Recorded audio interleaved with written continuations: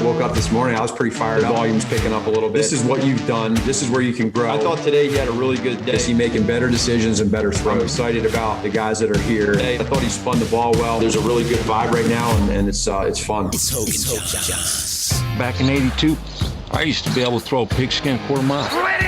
I would be honored if you played football for this team. The football gods are always on the Bears' shoulder.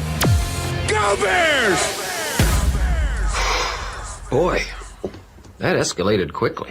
From NBC Sports Chicago, it's Adam Hoge. Are there any signs that there's a bigger issue of disrespect? Is Jordan Love bad? And from The Athletic, it's Adam Jahns. It's clear to me that they're going to make him earn that left tackle spot. There's some good signs there. It's okay to be excited. It's the Adams. The Adams converge. Hoge Jahns. And we are underway.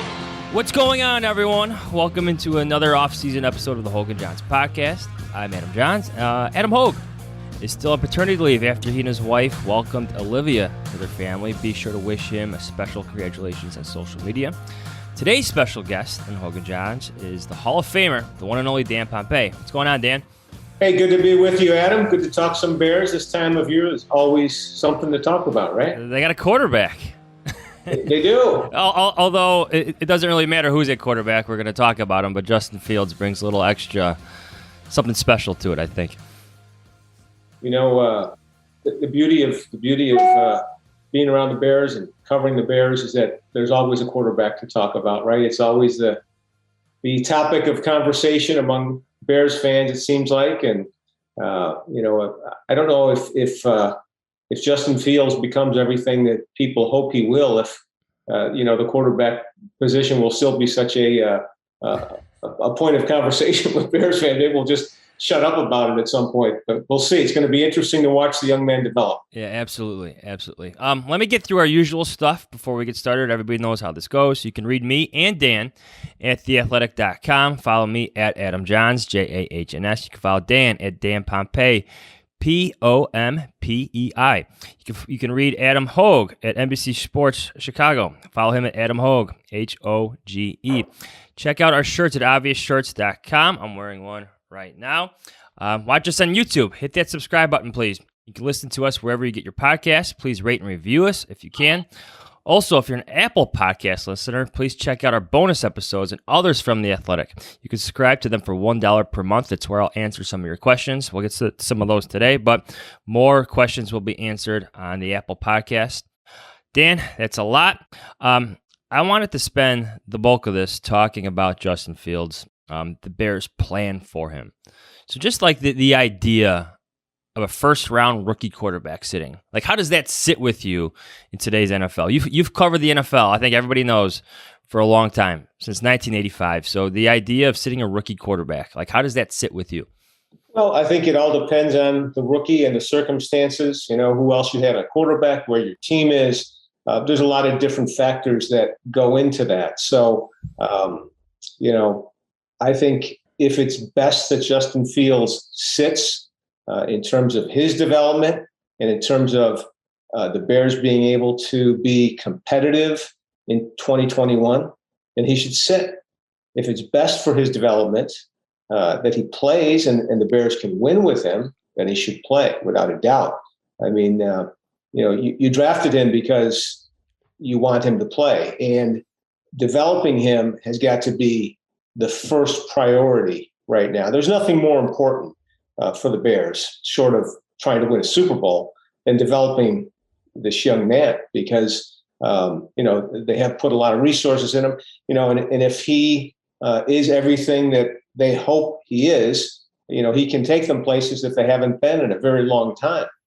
So, you know, you have to do what's best, you know, in one sense for the quarterback, and then also you have to keep your eye on the big picture and what's best for the team. Yeah. I always find it's interesting, like how teams decide that too. Like it differs by organization. I think sometimes ownership comes into play. Like, I don't know if Joe Burrow should have played last year, given what they had around him. You know, maybe it would have been best to sit him. But again, I don't know if they have an Andy Dalton to sit him behind.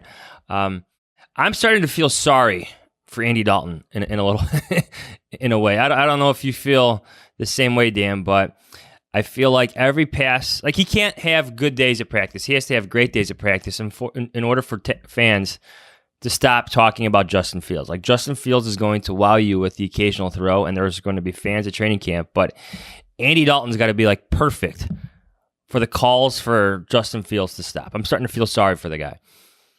Well, I've seen his paycheck, so I don't feel sorry. I think he knows the deal. He's a veteran. He's been in situations before where, you've seen veterans try to hold off hotshot rookies, and he knows he's holding the seat for Justin Fields, and he's a temp, basically. If he's more than a temp, that means Fields was, a disastrous pick.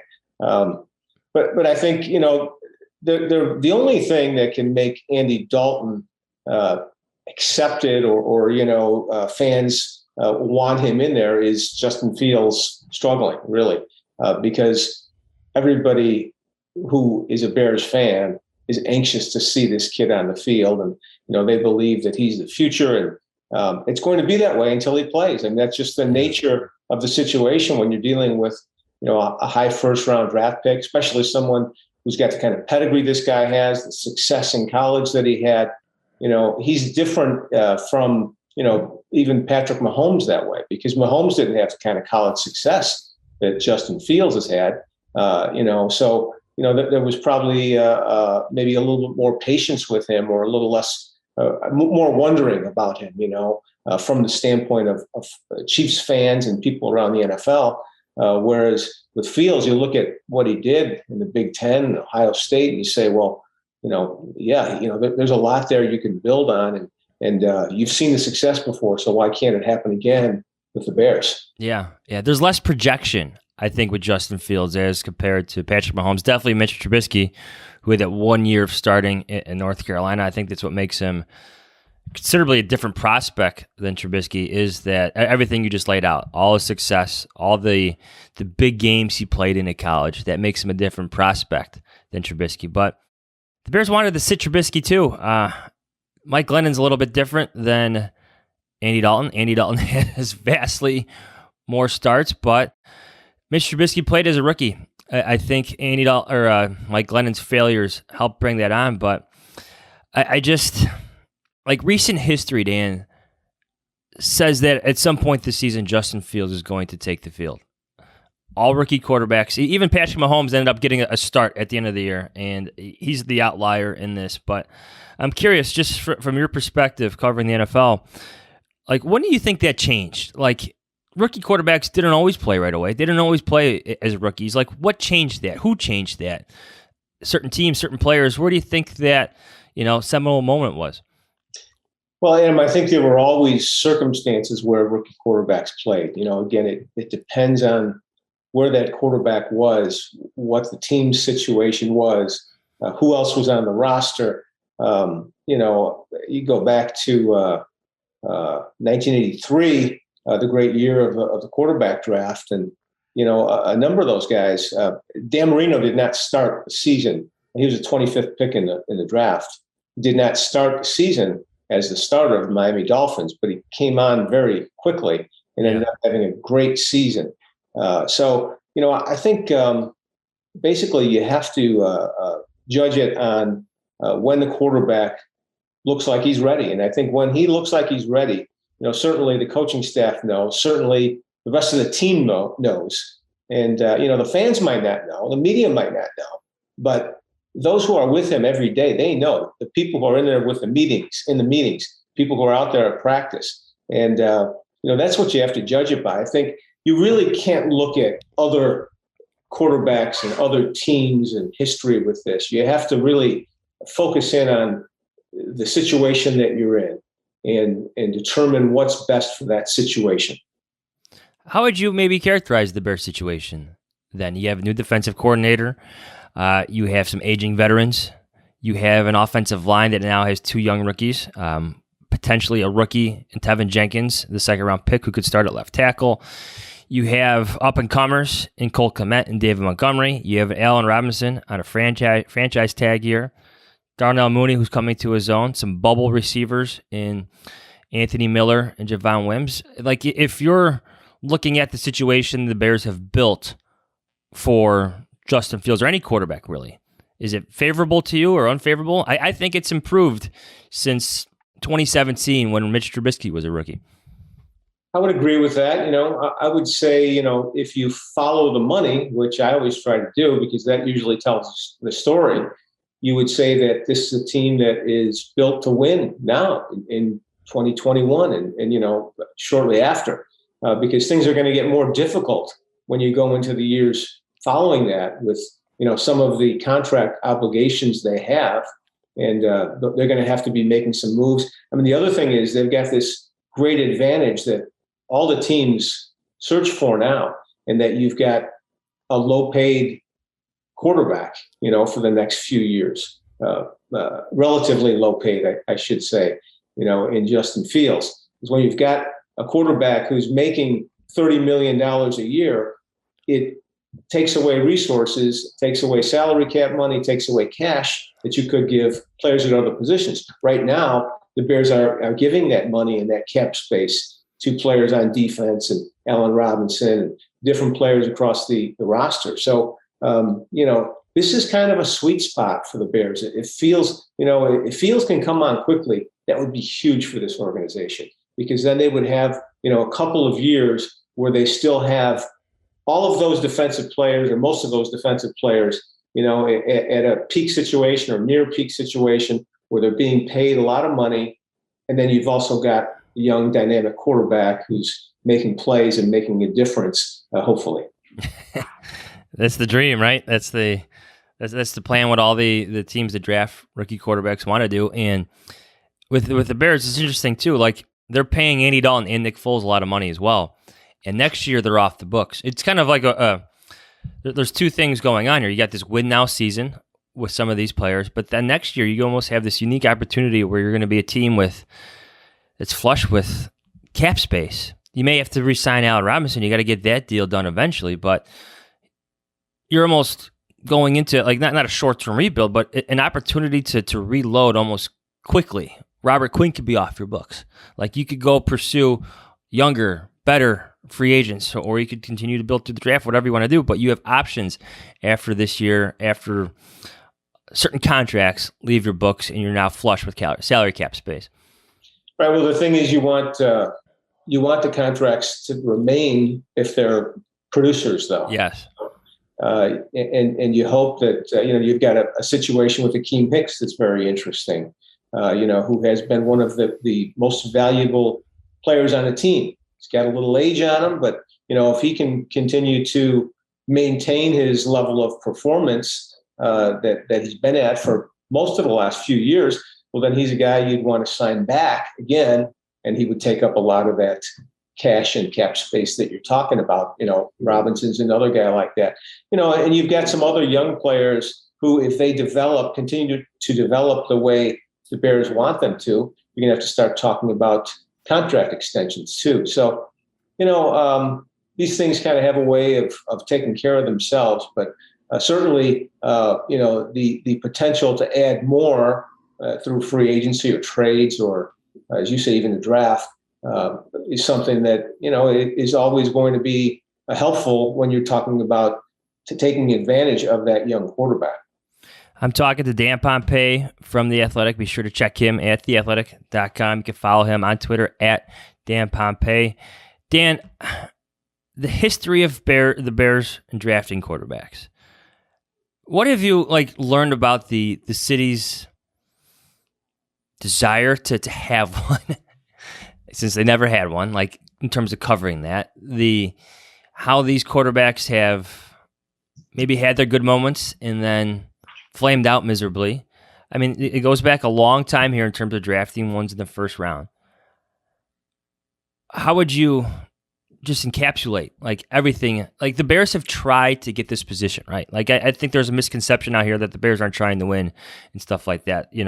Old misconceptions about the McCaskey family and whatnot. They're trying.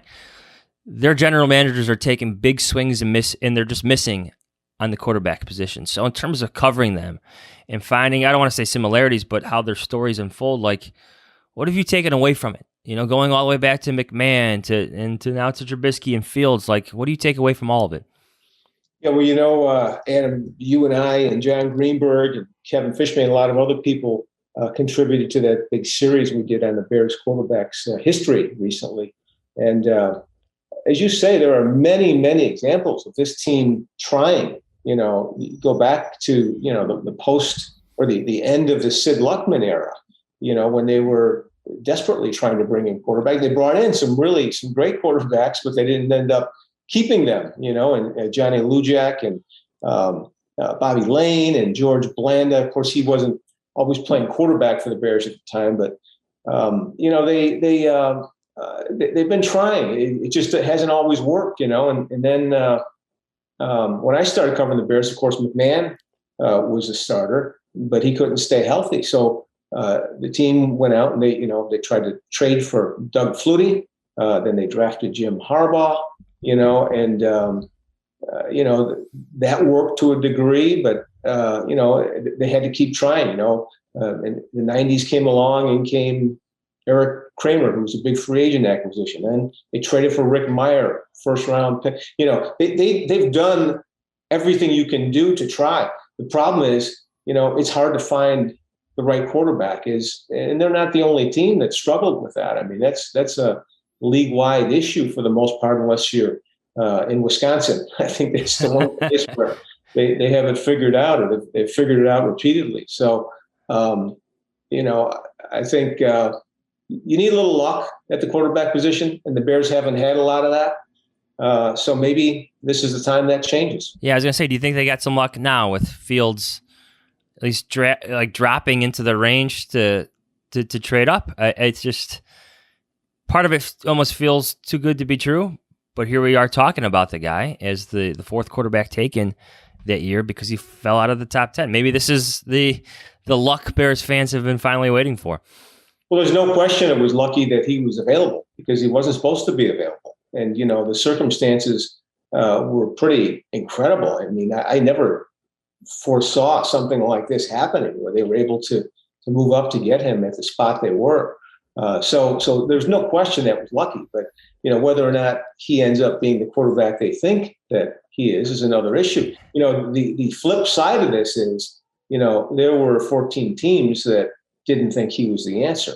So, it's not a slam dunk that Justin Fields is going to be, a great all-pro quarterback and MVP that delivers the Bears to the promised land. That remains to be seen. And, part of that too, I mean, obviously the bulk of that is on Justin Fields, but part of that is on the Bears. I think one of the things that they failed to do in their history is develop a quarterback and surround him with the right pieces, whether it be the offensive coach, the system, the wide receivers. My gosh, Johnny Morris is still a Bears all-time wide receiver. The running game, the offensive line, and then the defense. I mean, there are a lot of things that go into making a quarterback great. And, you wonder sometimes if you'd taken a quarterback who's on another team who's had a lot of success and you put him on the Bears, if they would have had the same success. Because, like I said, the Bears haven't always given their quarterbacks the resources they need to be everything that they can be. Yeah, and that's why, it starts with Trubisky. Kyle Long once gave me this great quote about when the drafted Trubisky, and what did he say? It's basically like he was ready for us, but we weren't ready for him. The 2017 roster had a lot of holes. I think the 2021 roster, there's question marks, but there's no question that the Bears are in a better spot after going to the playoffs 2 out of 3 years. Yeah, you could try to discount last year, but they still finished in contention, playoff contention to sneak in, there. So situations are a bit different. Dan, before I let you go, I got to ask you about the Bears' potential move, or at least the appearance of a potential move to Arlington Racetrack in Arlington Heights, Illinois. Obviously, everybody knows that the Bears put out a statement about the potential bid on that. What do you think about that? Well, I think it's not a ploy to get a better negotiation with Soldier Field. I think it's a move that Bears are interested in making because they're looking down the road, at 10, 12 years from now. when Soldier Field probably no longer is going to fill their needs in terms of economics. And, they need to think big picture, long term about a new stadium that can give them the kind of revenue streams that, the Las Vegas Raiders get from their stadium, that the Los Angeles Rams get from theirs, that the Dallas Cowboys, Minnesota Vikings, Atlanta Falcons. A stadium gets old really quickly in the NFL and sports. And, Soldier Field has been a good home for the Bears, but it's the smallest stadium in the league. And the Bears have the potential, I think, to make a lot more money from their stadium, which would therefore increase the value of their franchise significantly. And that's something that they have to be concerned about doing moving forward. Who knows what's going to happen with the franchise long term, but they have to do everything they can to enhance their organization as much as possible. I've always thought this, and I want to hear what you think about this quickly. George McCaskey is very proud of what the Bears are, especially being a founding franchise in that history, but he wants them to be at the forefront of everything. Like, it's the updates, it's a hell assault. It's the aggressiveness to get that quarterback right. It's this maybe aggressiveness to get that stadium. Like, I think George McCaskey knows what he sees, or he sees what what's in his division in terms of those stadiums, and he wants the Bears to have the best, to be the best at everything and have the best. I just get that sense that George McCaskey could be a driving force in all of this in terms of updating, whether it's updating Soldier Field or finally building that massive new stadium that Bears fans deserve. Yeah, I think he definitely is. I mean, he's the guy who's in charge of the organization. And I think their mindset has changed. It's not the same as it was in the late 90s when they were going through the negotiations with the city for Soldier Field. And, they settled for a stadium that, like I said, had a good purpose and was fine. But, initially, I think they wanted much more, and they had to accept what they could get from the city. But I think things have changed now. And, the value of the Bears franchise has changed. I believe Forbes ranked them, was it 7th most valuable in the NFL and 18th most valuable sports franchise in the world. You're talking about a multi-billion-dollar company now that has some muscle and has some ability to do things that the Bears have never had before. So I think, it makes sense that they're looking at this in a different way. Dan, thanks so much. Everybody, if you're listening or watching, you can follow Dan on Twitter at Dan Pompei. You can read him at The Athletic, athletic.com. Thank you, Dan. Okay, my pleasure, Adam. Thank you. Are you trying to get over those nightmares of Bears quarterbacks from the past? You want to start dreaming more about Justin Fields? Well, let me tell you about Helix Sleep. Helix Sleep has a quiz that takes just 2 minutes to complete and matches your body type and sleep preferences to the perfect mattress for you. Why would you buy a mattress made for someone else? With Helix, you're getting a mattress that you know will be perfect for the way that you sleep. Everybody's unique, and Helix knows that, so they have several different mattress models to choose from. I took the Helix quiz, and I was matched with the Midnight Mattress model because I wanted something that felt just right. And I sleep on my side, my back, my stomach, everything. And I felt just right, perfect sleep. Even my kids love it. When they're having a restless night, they come into our bed and fall right asleep. It's also been awesome getting unboxing videos from so many of you who have also found the Helix mattress of your dreams. So if you're looking for a mattress, you take the quiz, you order the mattress that you're matched to, and the mattress comes right to your door, shipped free. Helix is awesome. Just don't take my word for it. Helix is awarded the #1 best overall mattress pick of 2020 by GQ and Wired magazine. Just go to helixsleep.com/Adam, take their 2-minute quiz, and they'll match you to a custom mattress that will give you the best sleep of your life. They have a 10-year warranty, and you get to try it out for 100 nights risk-free. They'll even pick it up for you if you don't love it, but you will. Helix is offering up to $200 off all mattress orders and 2 free pillows for our listeners at helixsleep.com/Adam. That's helixsleep.com/Adam for up to $200 off and 2 free pillows. Dinner time can be chaotic, but with Freshly, it's easy. Make that very easy. Their chefs take care of your meals a few nights a week and take the pressure off you. Freshly offers chef-made, nutrient-packed, delicious meals delivered fresh to your door, no cooking required. Ordering is easy. Visit Freshly.com and choose from over 30 delicious, satisfying, better-for-you meals like steak peppercorn. It's one of my favorites. Freshly can fit your lifestyle with a variety of plans and meals to pick from that work for your dietary needs, preferences, taste, and family size.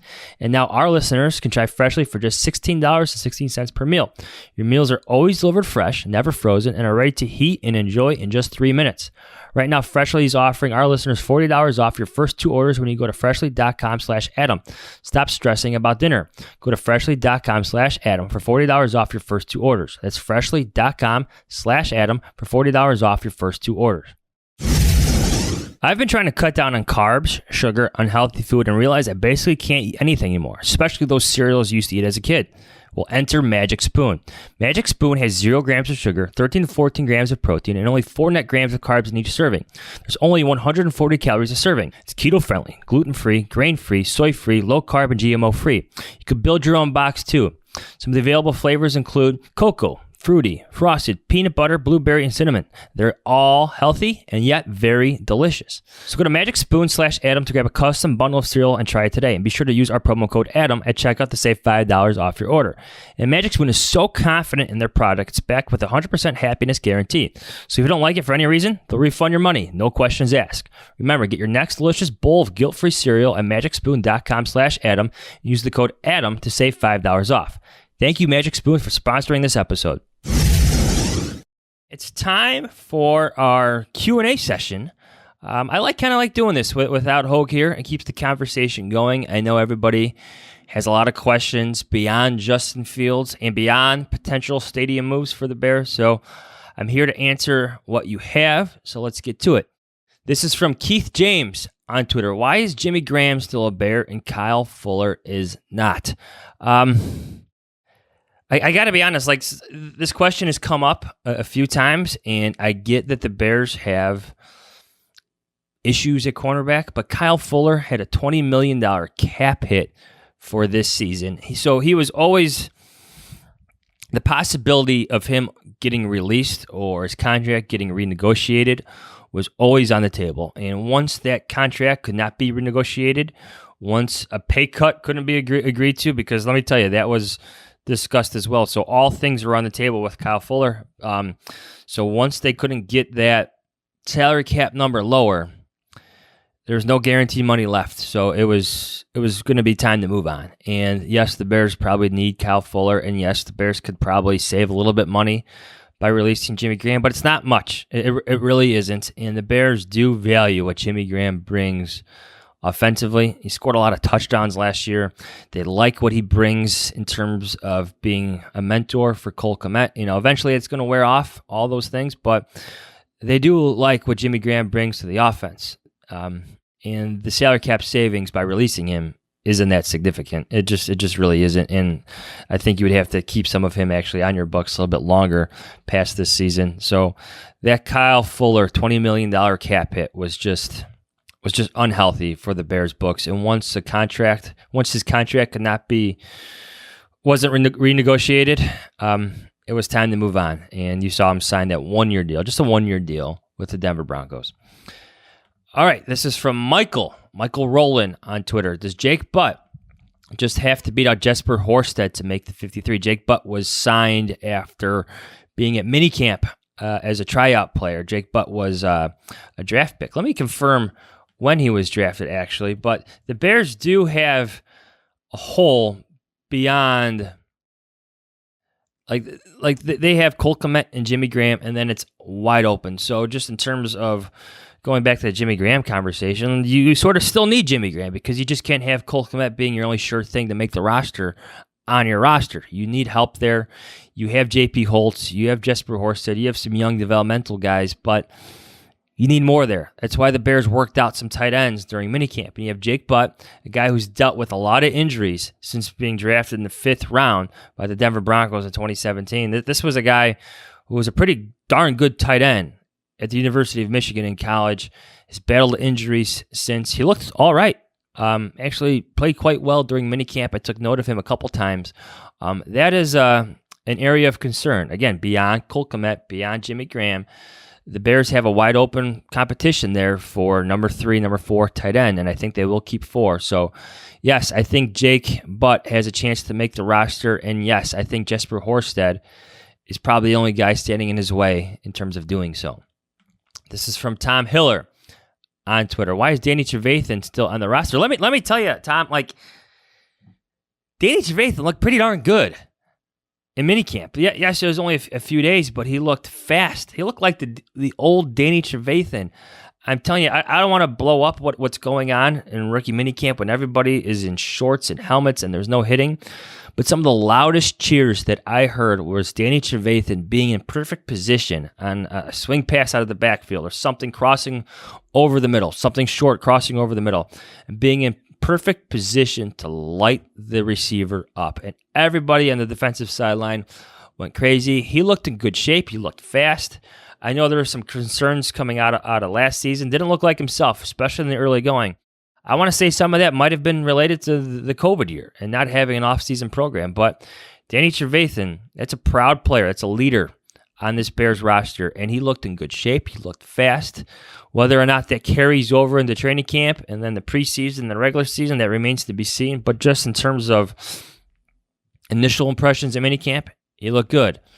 And plus, why is he still on the roster? He's got a guaranteed money. He's still in the Bears books for the next 2 years, so he's not going anywhere anytime soon. So just wanted to give you that dose of optimism and that dose of reality that Danny Trevathan is still signed. That's why he's still on the roster. This is from Milos on Twitter. Who wins the nickel cornerback job? Who is currently the favorite? The favorite, everybody's Duke Shelley, the 6th-round pick from a couple years ago. He was out there working with the starters during rookie minicamp. I know Thomas Graham, the rookie this year, is expected to push him, but during veteran minicamp, Duke Shelley was your leader. He was the one playing with the starters, and he was there during OTAs as well, so you know he wants to earn it. And the Bears just really like how feisty he is. He's a quick player. He's not the biggest, but Bryce Callahan wasn't the biggest, and the Bears found a gem in him, just couldn't stay healthy. Now Duke Shelley brings a little tenacity. He's aggressive. He's feisty. You like all that in the slot. So he's your current favorite. Maybe the rookie Thomas Graham can push him in trading camp, but I didn't see much of that during veteran minicamp or really during OTAs. Duke Shelley is like he's your leader at the nickel cornerback spot. It's not a wide open competition like it is at cornerback where you have the veteran Desmond Trufant being pushed by Kindle Vildor, the 5th-round pick from last year. I actually think Vildor might actually have the lead going into training camp. I wouldn't be surprised if Vildor is out there starting or is out there with the starters to start training camp come late July. But Duke Shelley will be next to him in the slot. That's what we saw in minicamp. All right, one more question before we go. This is from Matt Schreiber on Twitter. Wouldn't it be so awesome if we can all get fired up about prolific and exciting offense to watch this season? What changes, if any, do you think we can expect from Matt Nagy's offensive play calling? I like this conversation because I think it's so nuanced. And at least where I am right now, I am stuck on what happened in 2019. That was supposed to be the year where Mitch Trubisky takes that big jump, that next step in his development, and he just did not just make it. To me, it was those missed deep shots. The perfect play calls by Matt Nagy where you have Taylor Gabriel streaking open and the throw for Mitch Trubisky is missed. There are numerous examples from that season in almost every game in 2019. I think that frustrated the hell out of Matt Nagy. I think that changed Mitch Trubisky's standing with the team. Those were the shots that needed to be hit for Mitch Trubisky in order for himself to really win over Matt Nagy, really cement himself as a starter, not only for the Bears, but in the division and in the league. Just those are passes you need to hit as a first-round quarterback, especially when you're taken as high as Trubisky, and it just didn't happen. So what can you expect from Matt Nagy this year? Well, I think the offensive line could be a bit better, especially with Tevin Jenkins left tackle. So I actually think Matt Nagy will stick with the run game a bit more. I know that sounds crazy because he hasn't done it, but I think they're actually finally built to do that up front. That's where it starts. And whether it's Andy Dalton or Justin Fields getting his feet wet this year as a rookie starter, you're going to need that run game. But then you're going to have those deep shots. Andy Dalton hit a few during rookie minicamp, and Justin Fields hit a lot during, I keep calling it rookie minicamp, during minicamp.